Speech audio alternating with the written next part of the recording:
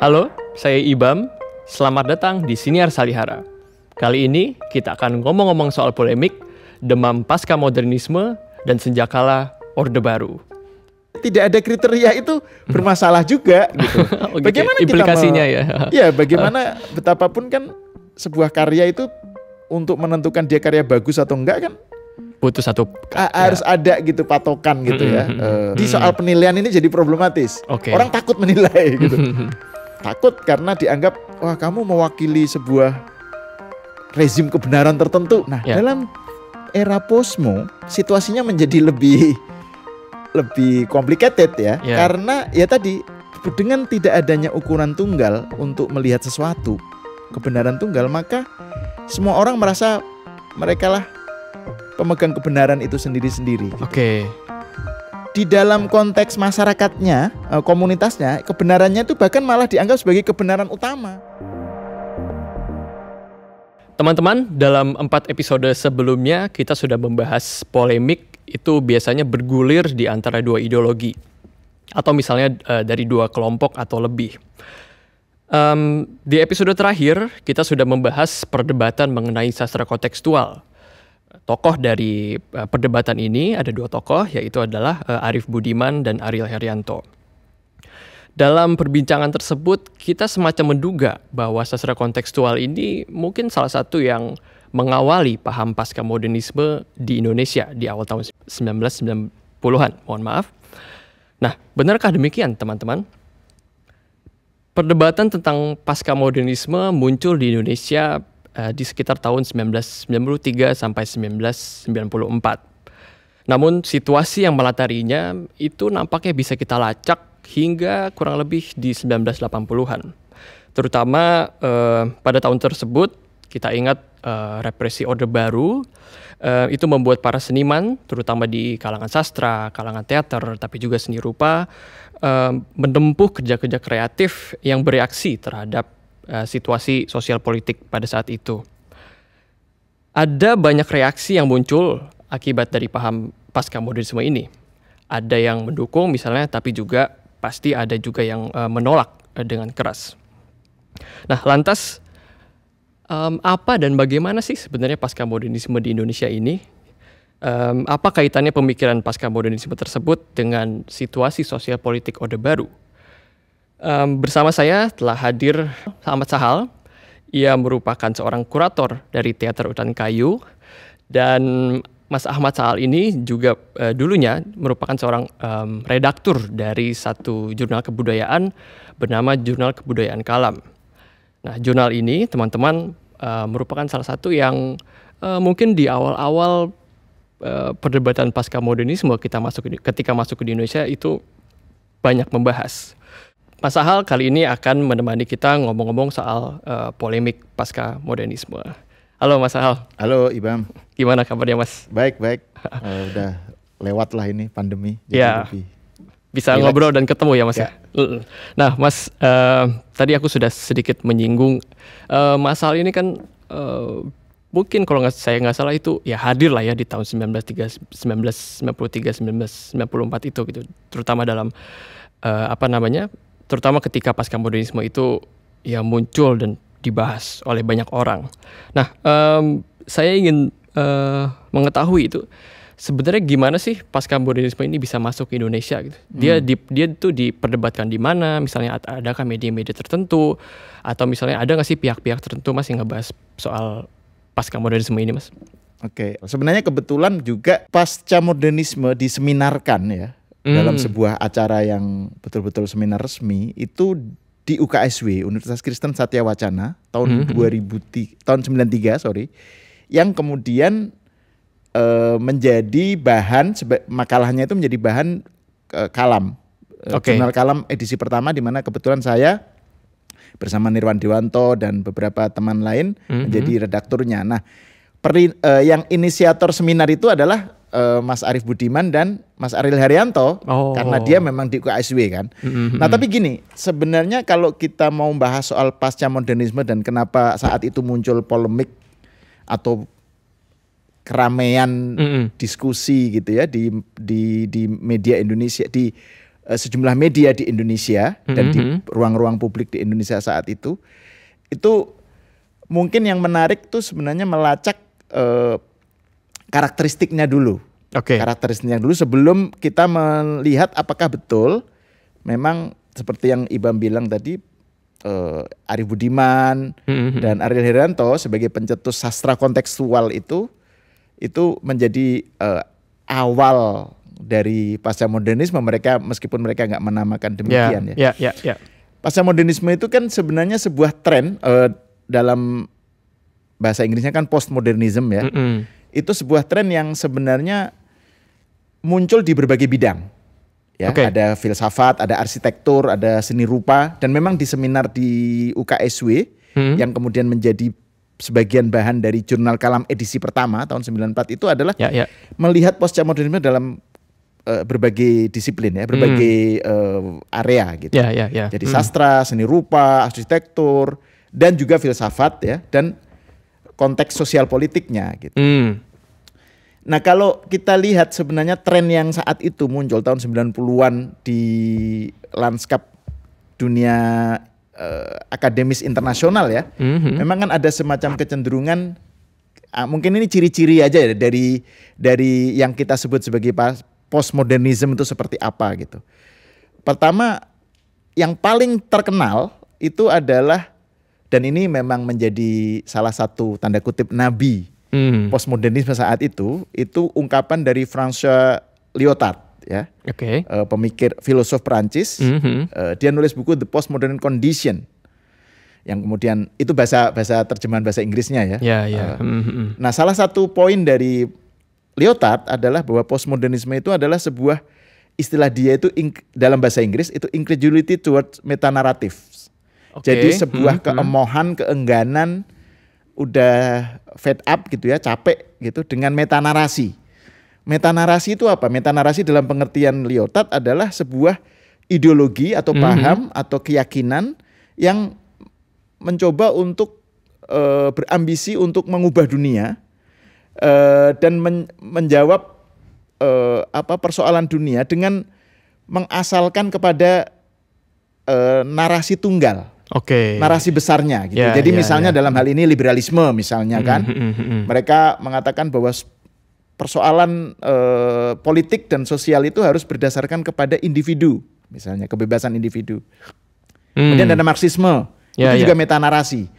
Nah, kecenderungan semacam ini kan tren yang banyak di mana-mana kan ada di dunia. Nah, postmodernisme itu sebuah protes atau upaya untuk melampaui kecenderungan menjelaskan persoalan dari metanarasi. Metanarasi itu kenapa bermasalah menurut Posmo? Karena terlalu terpusat. Jadi ada yang namanya center. Dalam hal ini kalau dalam filsafat misalnya senternya adalah rasionalitas misalnya. Itu center, itu arke, itu pusat. Kalau dalam konteks politik ya senternya di sini ya dunia metropolis, negara-negara metropolis ya, Amerika, Eropa dan seterusnya. Jadi center inilah, dan center ini kanan dan kiri loh. Jadi liberalisme itu juga menjadi sebuah metanarasi, Marxisme juga. Gitu. Nah ini yang dilihat oleh Lyotard sebagai sebuah tendensi yang menurut dia perlu ditolak. Karena menurut Lyotard fenomena dunia pada tahun 90-an itu menunjukkan bahwa metanarasi itu nggak berlaku. Yang terjadi adalah narasi-narasi kecil di dalam bidangnya masing-masing. Jadi nggak ada lagi yang menjadi tunggal, menjadi payung besar gitu ya. Nggak ada. Gitu. Jadi kecenderungannya anti metanarasi. Kemudian ini juga dalam konteks yang lebih luas ini juga menandai postmodernisme ini tahun 90-an itu menandai sebuah gejala di mana orang itu tidak lagi tadi kaitannya dengan pusat itu ya, tidak lagi merasa harus mewakili sebuah pusat gitu. Jadi ada namanya decentering. Jadi semua berbagai bidang itu mempunyai kecenderungan untuk menjadi pusatnya masing-masing. Jadi karena semuanya pusat berarti semuanya tidak pusat juga. Jadi decentering. Terus kemudian ini juga tanda dari sebuah kecenderungan fragmentasi. Jadi dunia itu fragmented, nggak bisa disatukan dalam cerita besar, Ya. tunggal. Gitu. Ya.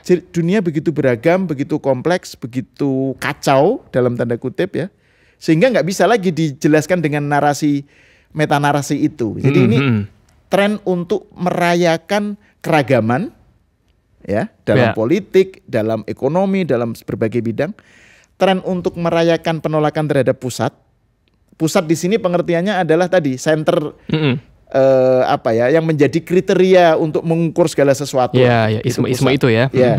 Terus yang ketiga fragmentasi, kecenderungan untuk bahwa dunia ini tidak ada lagi ketunggalan gitu. Jadi semuanya beragam dan fragmented. Dan yang paling penting Ibam, sebelum saya banyak bicara terlalu banyak, silakan, itu Mas. adalah suasananya itu postmodernisme itu adalah keserentakan. Nah ini, jadi postmodernisme itu jangan dipaham, sebenarnya bukan kecenderungan ada modernisme, kemudian pasca modernisme itu sebagai periode setelah. Karena itu di satu sisi benar, memang setelah modernisme, tetapi modernismenya nggak mati gitu loh. Jadi pasca modernisme adalah bukan lagi percaya dengan linearitas sejarah ya, yang jadi tradisi. Kan biasanya gitu tuh, tradisi, modern, nah kemudian pasca modern gitu. Nah yang pada pasca modern ini sebenarnya bukan sekedar periode setelah modern, tapi dia semuanya muncul.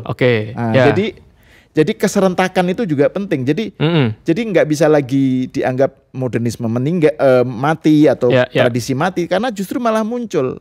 Jadi ini jadi keserentakan, decentering ya. Nggak ada lagi pusat, terus kemudian fragmentasi, tidak ada lagi keseragaman, dan ya tadi emoh terhadap meta narasi, itu intinya sebenarnya. Nah, tadi masalah kan sudah menyebutkan beberapa karakter dari pasca modernisme ini, dan keserentakan itu yang mungkin menjadi salah satu kunci. Nah, keserentakan itu di Indonesia itu gimana sih, Mas? Kayak ada nggak ya karakter khusus dalam perkembangannya di Indonesia gitu? Apakah misalnya secara politik gitu, apakah memang pasca modernisme ini kayak menolak Orba misalnya? Itu gimana sih, Mas? Nah itu juga bagian dari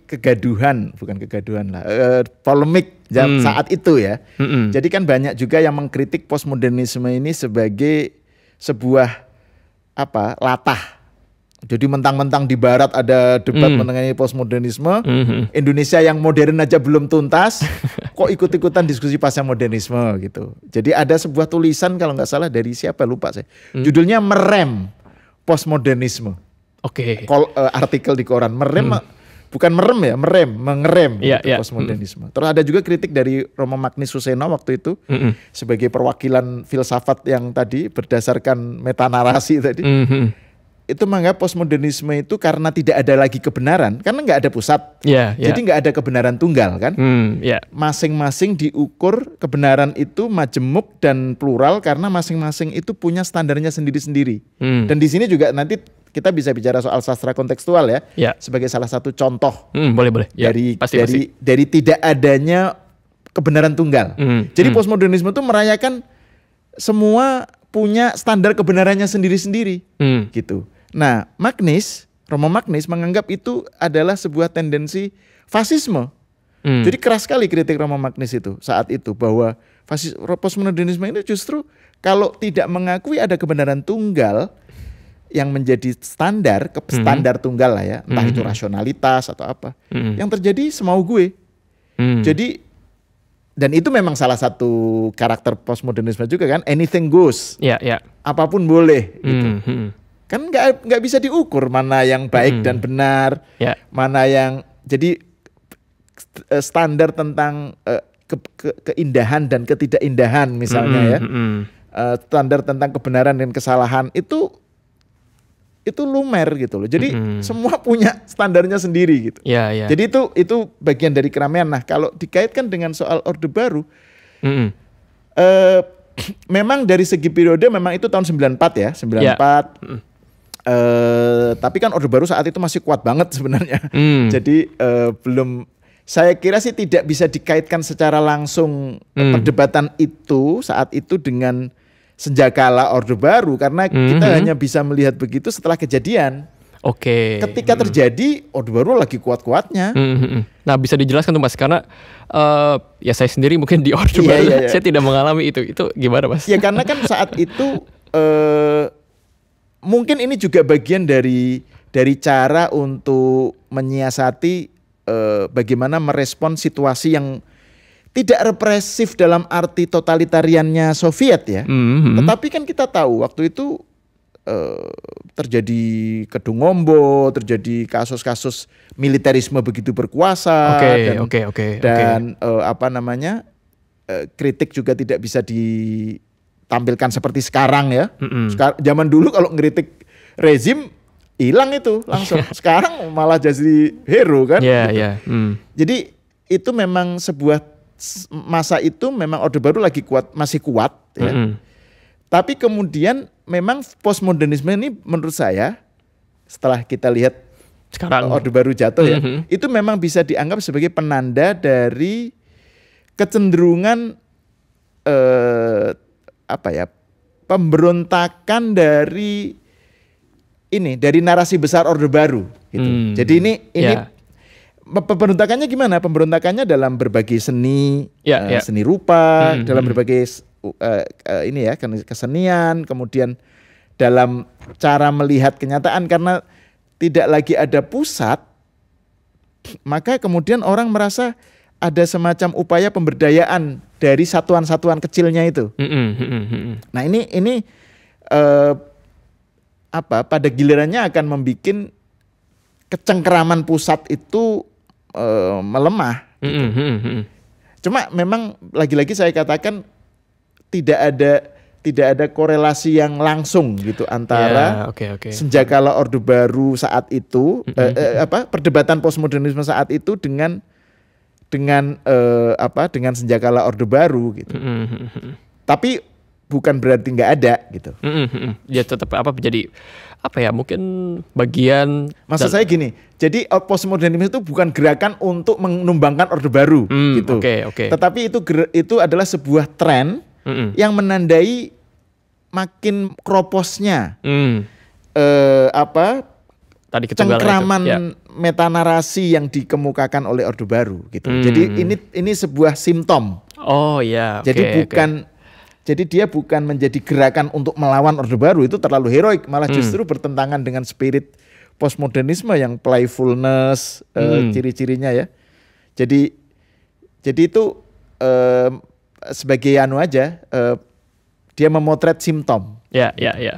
Nah, Mas Hal menyebutkan bahwa salah satu kritik atau pandangan utama dari pasca modernisme itu kan kebenaran tunggal itu hilang gitu, dan bahkan tadi Mas Hal menyebutkan bahwa gejala ini perlu direm gitu ya Mas. Kalau dalam episode sebelumnya kalau kita ngebahas katakanlah polemik gitu kan, dia pasti selalu bertenggangan dari dalam dua kubu gitu Mas. Ada yang misalnya menjadi pendukung, tapi ada juga yang bisa menjadi penentangnya gitu. Nah, kalau dalam pasca modernisme ini terutama di Indonesia itu siapa Mas? Katakanlah aktor-aktornya gitu, baik pendukung maupun penentang. Saya ingin bicara dalam konteks global dulu ya, tentang pendukung dan penentang ini. Ya, boleh Mas. Kan tadi saya bilang postmodernisme itu kan karakteristiknya ya.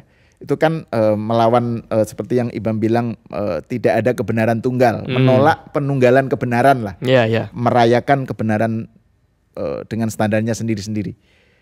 Yang kedua anti pemusatan. Jadi karena tidak ada kebenaran tunggal maka tidak ada lagi dikotomi center dan periferi gitu ya. Karena semuanya center, disentering kan, semuanya center, tapi pada saat yang sama semuanya juga tidak center gitu. Terus kemudian yang ketiga tadi soal fragmentasi, soal playfulness dan seterusnya. Nah, para penentang dari tren semacam ini itu kalau gambar besarnya adalah ya pendukung ideologi liberalisme gitu ya, pasar bebas atau pokoknya yang pendukung modernisasi lah gitu ya, modernisasi. Ya. Waktu itu dalam istilah sosiologinya itu disebut modernisasi. Jadi masyarakat kalau mau maju itu dia harus melampaui tradisi. Dia harus meninggalkan tradisi. Tradisi itu identik dengan irasionalitas, dengan superstition, dengan itu kan tradisi. Nah, kalau mau maju harus modern. Nah, ini salah satunya yang menjadi titik tolak dari pendukung liberalisme. Kaum kiri juga menganggap bahwa untuk maju itu harus meninggalkan tradisi, kemudian menjadi modern, tapi modernnya jangan berdasarkan individualisme, tapi kolektivisme. Ya, oke. Dua-duanya sama-sama modernis dalam arti itu ya. Dan itu tren yang masih kuat saat itu. Jadi ini mereka inilah yang menentang atau menganggap postmodernisme ini sebuah hal yang nggak perlu ditanggapi serius. Gitu. Nah, sementara kalau dalam kubu pendukungnya itu, kalau dalam filsafat ya, misalnya kita ada nyebut nama Derrida, Jacques Derrida, ada François Lyotard, ada Michel Foucault, ya, kemudian ada Jean Baudrillard, ya. Ini memang kebanyakan Prancis. Nah, ini juga sebuah kecenderungan menarik. Postmodernisme sebagai sebuah apakah ini hanya fashion yang dimotori oleh para pemikir Prancis gitu ya, atau memang sebuah kecenderungan yang lebih besar dari itu. Nah, memang para pendukungnya itu rata-rata menganggap bahwa metanarasi udah selesai lah gitu.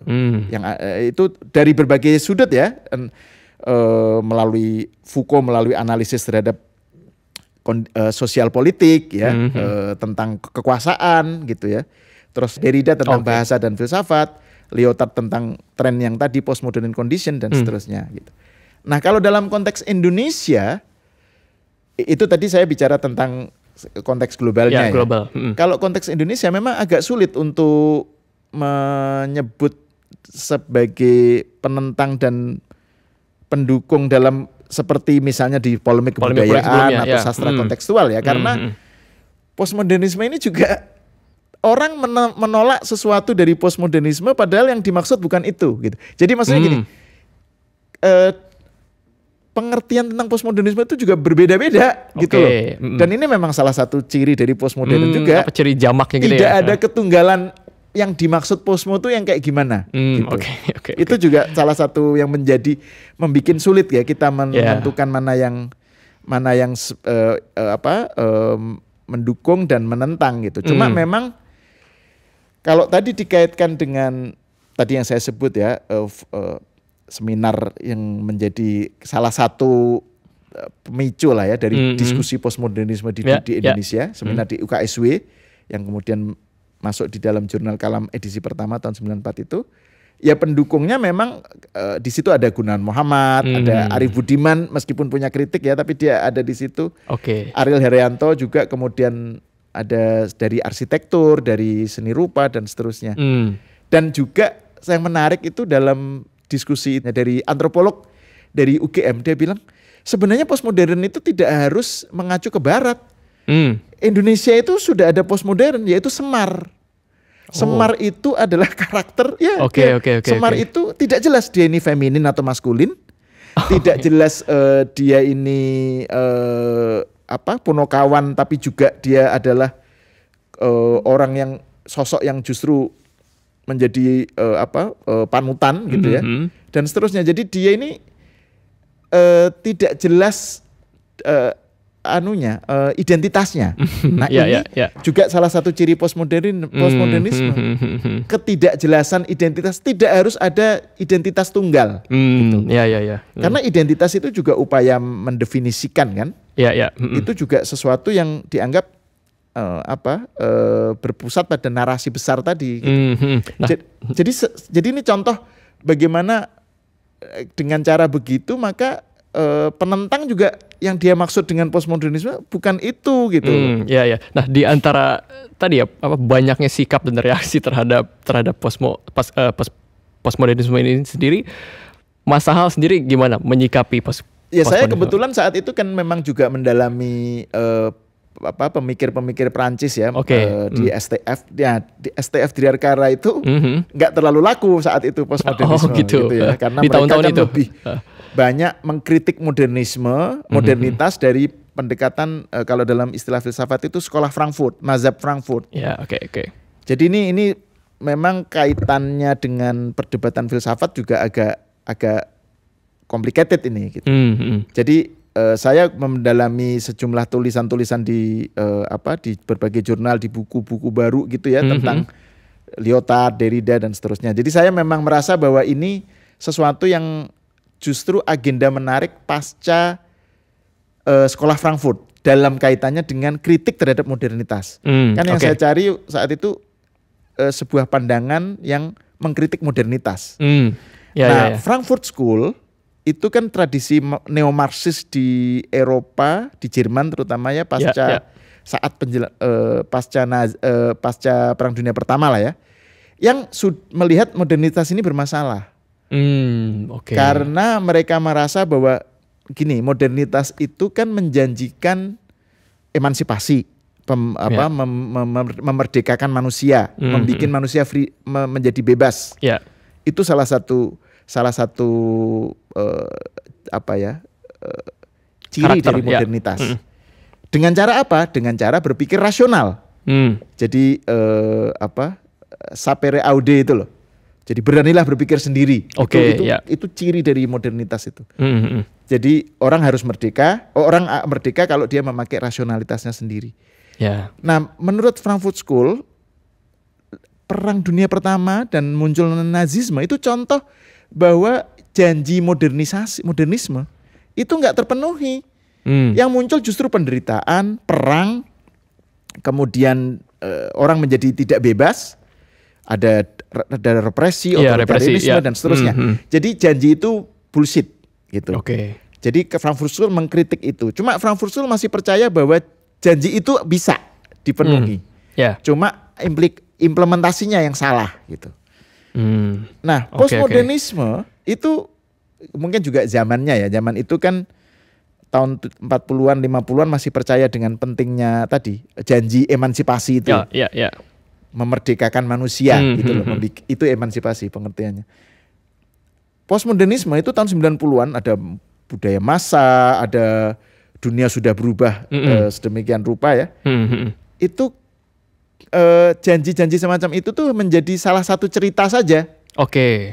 Jadi dia hanya menjadi satu narasi dari sekian banyak narasi yang ditawarkan oleh karya kreatif maupun karya filsafat dan seterusnya. Jadi tidak lagi menjadi narasi tunggal yang tadi saya sebut meta narasi itu. Janji itu enggak lagi menjadi narasi tunggal. Yang ada apa? Ya sudah, kita nikmati aja.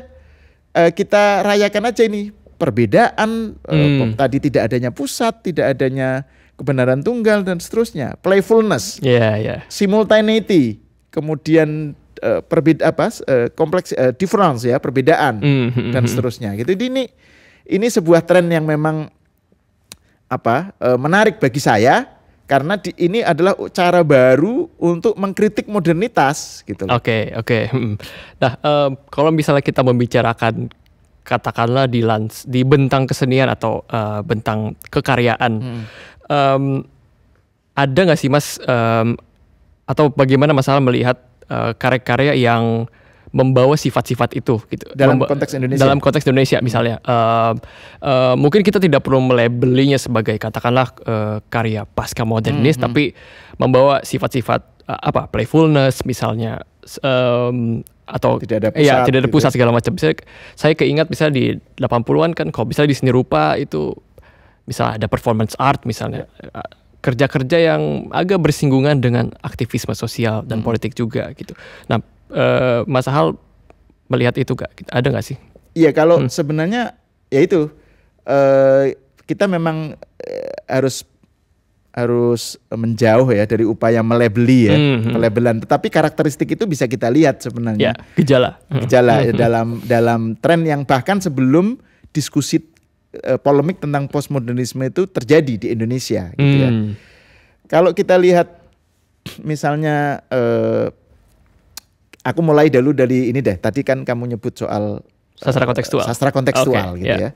Kalau kita lihat sastra kontekstual itu kan setidaknya dalam definisi yang dikatakan oleh Ariel Haryanto itu kan menyatakan bahwa pengertian konteks, jadi setiap sastra itu harus terikat atau dia merupakan refleksi, representasi dari konteks sosial, politik, budaya di mana sastra itu muncul. Ya. Dengan begitu, karena konteks itu beragam, ya, jadi maka sastra itu dengan sendirinya jangan dipakai ukuran tunggal untuk menilai mana sastra yang paling adiluhung. Mana yang disebut paling sastra, gitu. Karena semuanya berdasarkan konteks dan konteks itu nggak bisa diperbandingkan. Kita nggak bisa menilai satu konteks budaya tertentu dengan ukuran konteks lain. Gitu. Ya. Jadi akhirnya banyak konteks dan karena itu banyak sastra. Dan karena itu tidak ada lagi kebenaran tunggal. Ya, tidak ada lagi ini yang paling sastra, ini enggak sastra, ini hanya karya jelek atau apa. Nah, sastra kontekstual kalau dipahami seperti itu, ya itu bagian dari kecenderungan postmodernisme sebenarnya, gitu. Setidaknya itu salah satu tanda ya, decentering, tidak hanya pusat dan seterusnya. Terus kemudian ada lagi kalau kita lihat karya-karya, dan ini justru malah terjadi tahun 70-an atau 80-an ya. Karya-karya Putu Wijaya. Nah, ini sebuah menarik, ini contoh menarik. Saya membatasi pada sastra ya. Ya, Putu Wijaya itu kan karya-karyanya kan dia memakai istilahnya, dia nyebut dirinya itu teror mental. Jadi karya sastranya itu teror mental. Gitu. Jadi membuat pembaca itu shock. Gitu.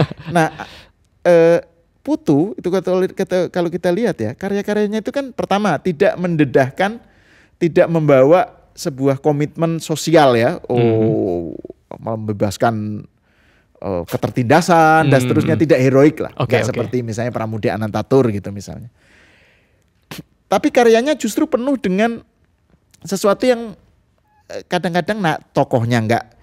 Jadi ada suasana fragmentasi di situ, ada playfulness, ada main-main banget. Kita baca cerpennya Putu tuh, gimana sih ininya gitu. Jadi ada soal playfulness, fragmentasi, tidak adanya heroisme tadi, tidak adanya komitmen.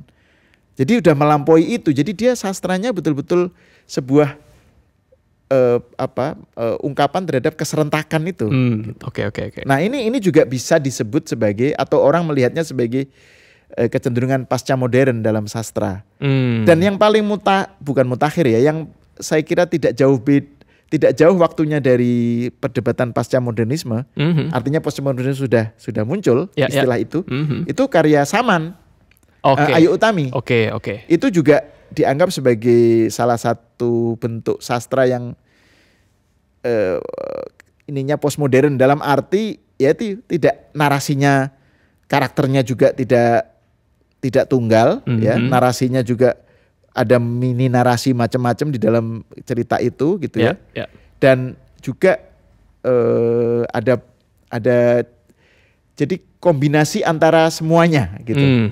Jadi itu juga dianggap sebagai salah satu contoh pasca modernisme. Jadi memang ada sebelum pasca modernisme menjadi sebuah perdebatan, menjadi polemik kan, itu memang ada tren-tren itu, ada gejala-gejala postmodern di dalam karya sastra Indonesia. Gitu. Berarti memang sebenarnya pasca modernisme itu kriteria gitu Mas ya, ketimbang mungkin praktik atau? Iya, dia sebenarnya mungkin juga loose ya, sebuah kriteria yang longgar.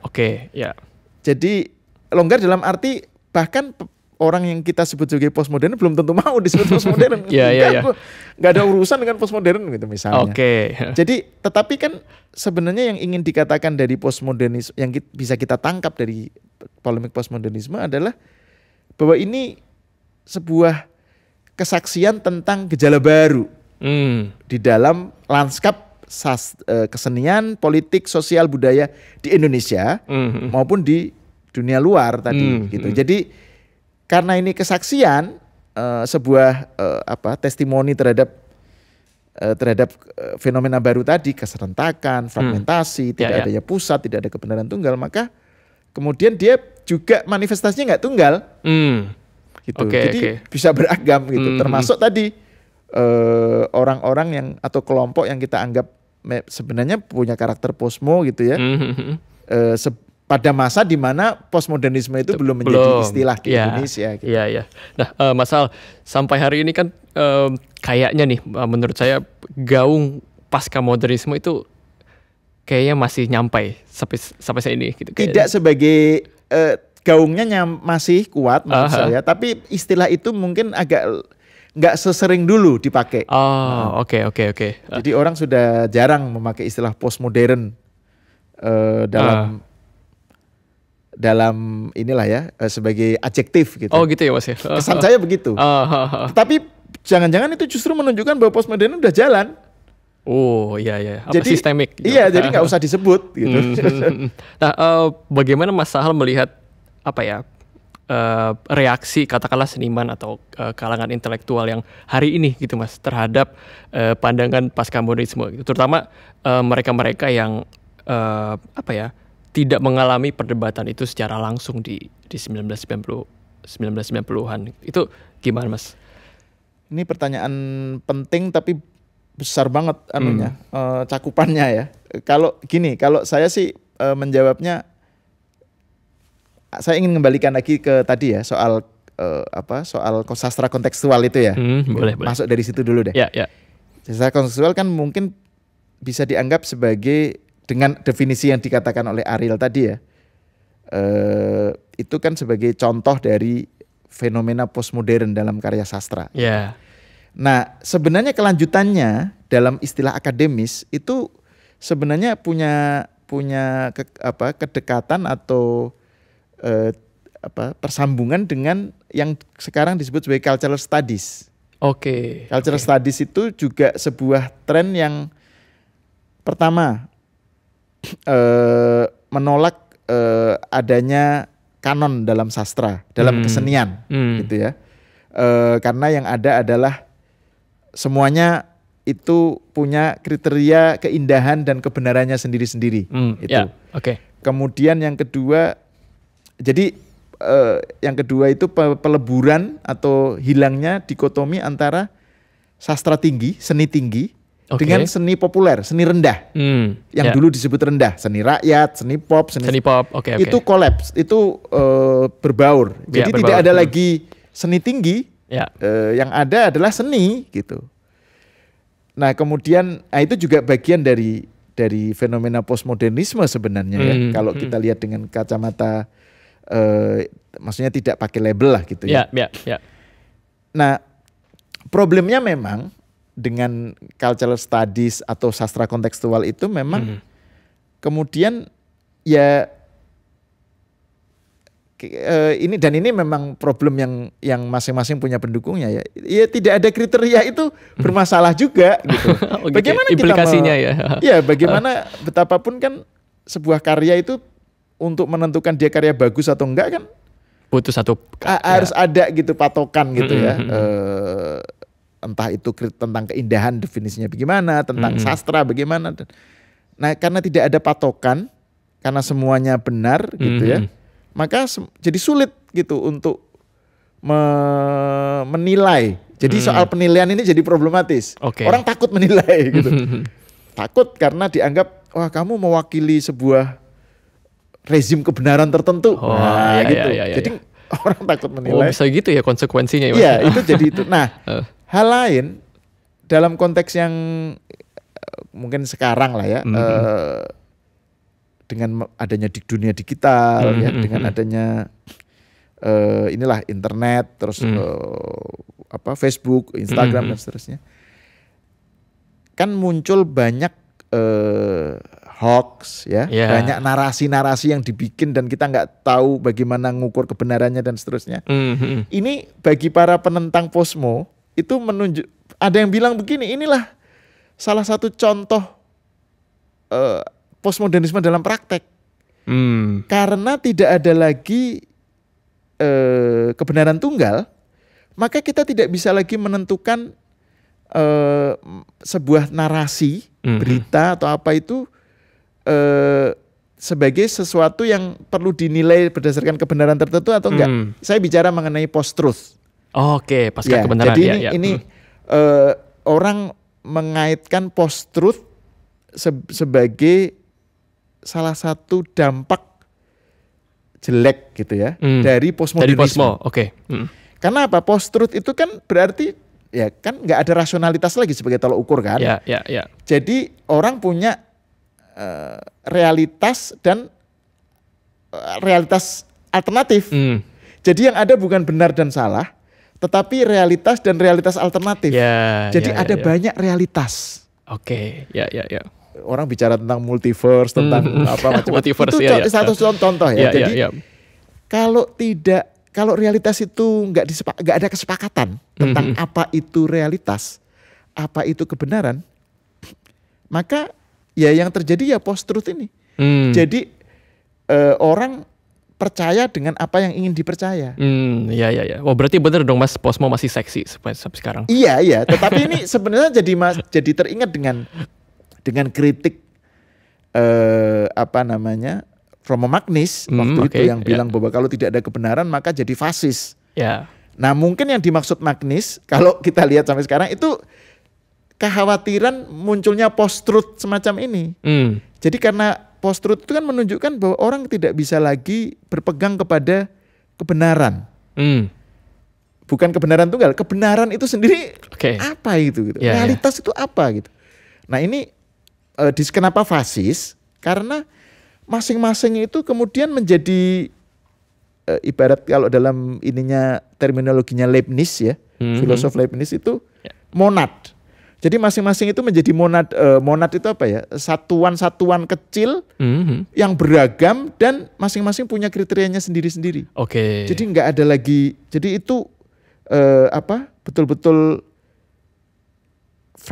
pluralisme dalam artinya yang paling ekstrim ya. Sehingga kita nggak bisa lagi berbicara sebenarnya karena masing-masing punya realitasnya sendiri-sendiri.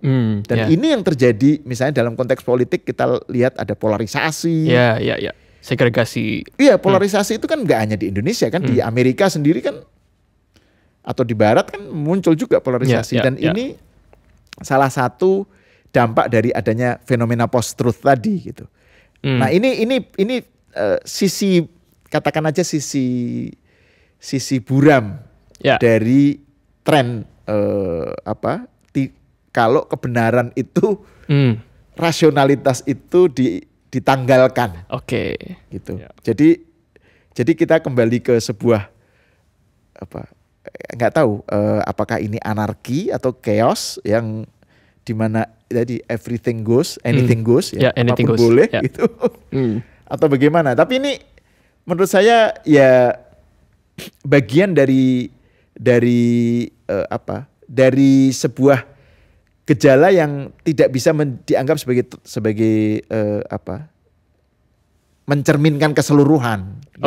Ini oke lah ada post-truth, ada apa yang kekhawatiran yang disebut Magnis tapi kan dalam skala yang lebih luas postmodernisme itu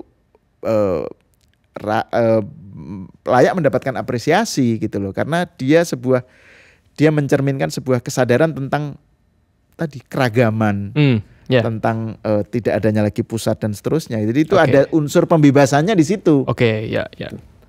Nah, Mas Ahal, kalau menyambung ke penjelasan tadi ya soal pasca modernisme yang kemudian pecah menjadi pasca kebenaran, kenapa sekarang kita justru melihat fundamentalisme itu muncul? Bagaimana pandangan Mas Ahal terhadap ini? Ya sebenarnya yang Ibam sebut tentang fundamentalisme ini kan bagian dari kecenderungan yang lebih luas, yaitu soal munculnya politik identitas ya. Jadi identitas di sini pengertiannya bukan hanya agama, bukan hanya ras, tetapi juga sebuah afiliasi yang sifatnya itu emosi. Ya, jadi afiliasi atau keterikatan dengan sebuah simbol atau sebuah kebenaran tertentu, tapi basisnya itu emosi. Bukan rasionalitas gitu. Nah ini yang muncul kan dalam tren yang lebih luas, bukan hanya Indonesia ya. Jadi, nah memang ini bagian dari situasi postmodern saat ini ya. Kenapa disebut postmodern? Karena pada situasi modern itu persoalannya lebih jelas. Gambarnya lebih jelas karena apa? Karena ada tolok ukur Oke, tunggal, pegangan yaitu ya. rasionalitas. Rasionalitas itu kalau dalam ilmu pengetahuan itu dalam bentuk sains, ya. Kalau dalam politik munculnya demokrasi, misalnya. Kemudian dalam seni mungkin ada seni otonom dan seterusnya ya. Pokoknya ada tolok ukur namanya rasionalitas. Modernitas dengan rasionalitas ini yang kemudian inilah yang dibedakan dari tradisi. Kalau tradisi itu basisnya masyarakat tradisional dimanapun itu basisnya adalah cerita-cerita yang tidak bisa diverifikasi. Mitos, tahayul atau keyakinan agama saat itu ya. Keyakinan agama bagian dari situ gitu. Karena kan nggak bisa diverifikasi. Nah, jadi modernitas lebih jelas tolok ukurnya. Nah, dalam era posmo, nah ini situasinya menjadi lebih complicated ya. Karena ya tadi dengan tidak adanya ukuran tunggal untuk melihat sesuatu, kebenaran tunggal, maka semua orang merasa mereka lah pemegang kebenaran itu sendiri-sendiri gitu. Di dalam konteks masyarakatnya, komunitasnya, kebenarannya itu bahkan malah dianggap sebagai kebenaran utama. Jadi misalnya kayak fundamentalisme itu kan percaya bahwa rasionalitas itu adalah sekuler. Sesuatu yang tidak, yang anti agama lah gitu ya. Sementara kalau fundamentalisme itu basisnya adalah keyakinan agama sebagai entah itu obsesi membikin khilafah kalau dalam politik atau membikin negara syariah dan seterusnya. Tapi kan mereka percaya dengan kebenaran abadi. Nah, tapi kebenaran abadi itu kan versi mereka. Masyarakat lain, komunitas lain punya kebenaran abadinya sendiri-sendiri gitu. Dan masing-masing tidak bisa dinilai lagi gitu. Jadi ini memang apakah ini bagian dari relativisme? Nah, ini juga bagian dari ini, Ibam, dari perdebatan dalam postmodernisme ya. Kalau tidak ada kebenaran tunggal, terus yang ada relativisme dong. Semuanya benar dan semuanya juga ya punya ukurannya sendiri-sendiri. Gitu. Apakah ini yang akan terjadi gitu? Nah ini saya kira ini kalangan pendukung postmodernisme punya agenda berarti untuk menyelesaikan, men-tackle isu ini secara filsafat, secara apa gitu ya, dengan adanya kira-kira gitulah, dengan tidak adanya kebenaran tunggal, apakah relativisme yang muncul kemudian relativisme gitu. Dan relativisme itu kalau dalam konteks politik ya tadi munculnya politik identitas, fundamentalisme, terus ya itulah pengelompokan berdasarkan emosi ya, bukan berdasarkan rasio gitu. Nah ini ya saya nggak tahu, ini mungkin kita bisa mengatakan bagian dari gejala postmodernisme. Jadi ada post truth di dalam konteks digital ya, yang tadi itu semuanya merasa versinya yang paling benar gitu realitas alternatif dan tadi. Kalau dikritik pun itu kan kritikanmu itu kan berpatokan pada realitasmu. Realitas saya lain gitu. Jadi itu relativisme itu ya. Nah itu makanya. Jadi ini sebuah tantangan menurut saya. Seberapa jauh kebenaran majemuk, perayaan keragaman kebenaran ini bisa kita terima gitu dalam konteks ketika ada ancaman relativisme itu. Gitu. Relativisme itu kan dengan demikian kita nggak bisa lagi menilai kan, dan tidak lagi bisa bersikap juga gitu. Baik teman-teman, saya ingin mengutip pernyataan dari Mas Hal tadi. Seberapa jauh perayaan keragaman ini bisa kita terima ketika ancaman relativisme justru semakin dekat? Nah, bagaimana tanggapan teman-teman terhadap ini? Demikianlah obrolan saya dengan Mas Ahmad Sahal tentang demam pasca modernisme dan senjakala Orde Baru. Nah, teman-teman, bagi yang ingin mengetahui lebih lanjut diskusi tentang pasca modernisme ini, kami telah menyediakan tautan untuk membaca Jurnal Kebudayaan Kalam yang edisi pertama, sebagaimana tadi disampaikan Mas Sahal, yang secara khusus membahas topik tersebut. Silakan teman-teman untuk memeriksa bagian deskripsi untuk mengakses tautannya. Bagi teman-teman yang sedang mendengarkan melalui Spotify, Apple Music, atau platform digital lainnya, teman-teman juga bisa nonton video lengkapnya di akun YouTube Komunitas Salihara dan dengarkan juga episode-episode lain di Siniar Salihara berdasarkan platform pilihan teman-teman. Sekali lagi, terima kasih Mas Sahal atas percakapannya. Sama-sama Ibam, Ya, senang diundang oleh Siniar Salihara. Ya, sama-sama. Sampai jumpa di ngomong-ngomong soal polemik berikutnya.